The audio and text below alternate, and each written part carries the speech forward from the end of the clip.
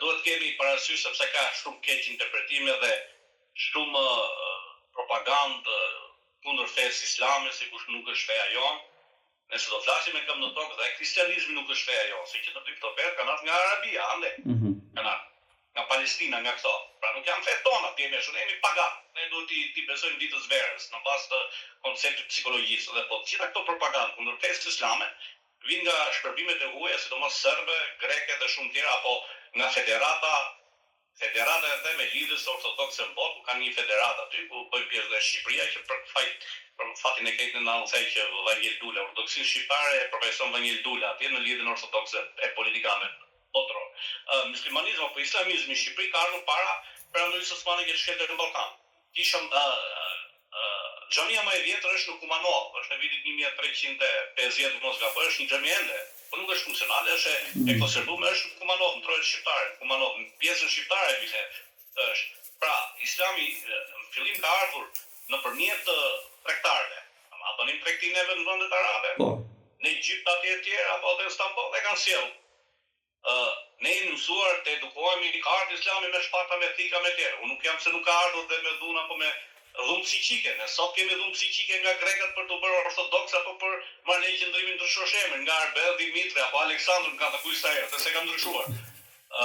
Jo në atë kohë, por po të shikojmë dhe kristianizmi apo katolizmi është hapur me vrasje, me varje në ato vende, në vendet e Amerikës Latine apo shumë vende tjera.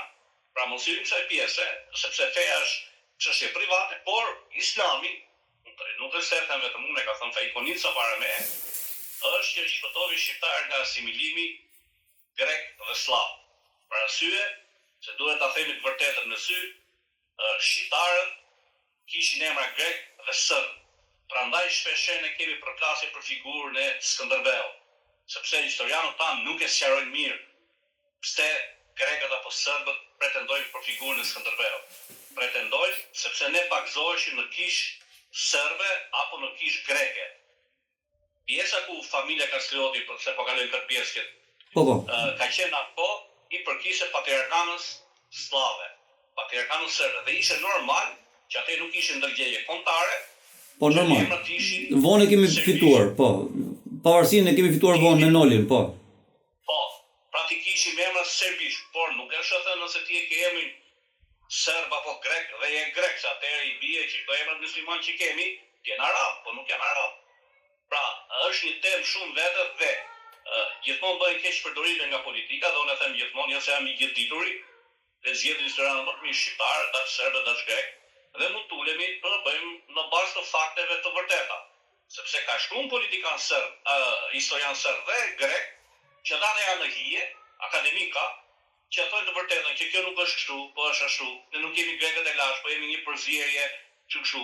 Pra dhe ne shqiptarët duhet i bëjmë këto gjëra, por gjithmonë politika i financon ata historianët universitar që shpikin, bëjnë e hedhin një tymosje në për studiot televizive dhe ajo mbeti. Jo i them hajde, unë jam i hapur, kur të dun, kur do i pretendon, dash për figurën e Skënderbeut, dash për botën islame, domethënë feja jonë islame, sepse nëse feja islame do kishte ardhur me dhunë, atëherë se hoqim në kohën e Zogut, se hoqim në kohën e Verogjës, mos kishte hiç fe islame, dhe në 67 për shkakun mund ta kishte zhdukur. Pra nuk është ashtu, janë keq interpretime, janë propagandë që bëhen. Unë përsëri jam që feja islame i ka shpëtuar shqiptarë në asimilimi grek dhe serb, dhe ne këto mundet t'i japim me fakte. Tek e fundit shqiptarët në të gjithë treva nuk kanë qenë katolik, kanë qenë ortodoks 80%, 10 apo 5% kanë qenë katolik, se ka dokumenta harta, edhe Skënderbeu s'ka qenë katolik, s'ka pas lidhje me katolizmin, ka qenë ortodoks, më tej musliman, më tej diq unit, bashkimi i dy kishave ortodokse dhe katolike që ka qenë 100 vite. Dhe bashkimi i këtyre dy kishave e ruaj vetëm shqiptarët e Italisë në Sicili, andej shqiptarët e Arbreshët janë unit, nuk janë ortodoks, në thelb. Në thelb janë unit. Dhe një kishë unite është në Elbasan. Çfarë do thotë kishë unite? Ti je ortodoks në rit, por në mbikëqyrjen dhe varësinë e Vatikanit. Pra ti je ortodoks, je kishë liturgjinë top, por në varësinë e Vatikanit bashkimit. Kjo quhet unit. Prandaj po them, nëse duhet e vërteta, Skënderbeu diq unit.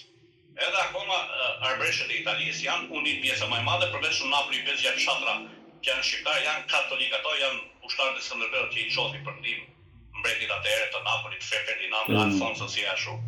Prandaj, kjo është ajo pjesa e botës islame. Pra Islami nuk ka ardhur me pranërin Osman, ka ardhur më përpara me pranërin Osman e ashtu, por dhe herë them, nuk ka qenë vetëm me dhunë, ka qenë edhe me dëshirë, me ofiqe, me gjëra tjera. Pra kudo përhapjet e feve apo të kulturave të ndryshme në fillim përdoret edhe dhuna, po dhe dhuna psiqike, pastaj edhe vetë dëshira.